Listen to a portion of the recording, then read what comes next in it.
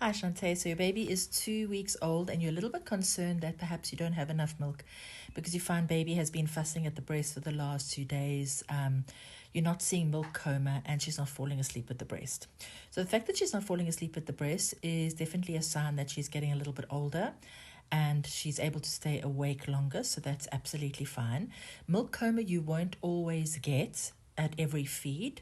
So, it's about looking at the big picture, how many feeds she's having in 24 hours, so input, how much is coming out, wee and poo, output, and then general level of contentedness. So, between feeds. And then also remembering that it is normal and acceptable and expected that in every 24-hour period there'll be at least one or two fussy periods. Not because anything is wrong, but just because that's what babies do.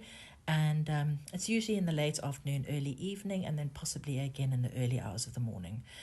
What you might find is that because she's fussing, she might do a few days of cluster feeding, and that's when she feeds as if you don't have enough or as if she's never been fed before. So lots of frequent feeding, and that might just be her way of bumping up your supply. And just a reminder that the first 6 weeks really is about establishing your supply. It's when your body is primed to do that. Your hormones are at the optimal level, oxytocin is high, which helps you to continue loving her even when you're absolutely exhausted, and that works hand in hand with prolactin, which is responsible for the milk flow. And it doesn't just happen when your milk comes in on day 3, 4, and 5.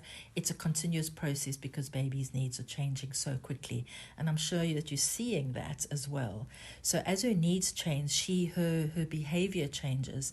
And just set your expectations that when things go right for a few days, that's absolutely fantastic, but it doesn't mean you're over the hump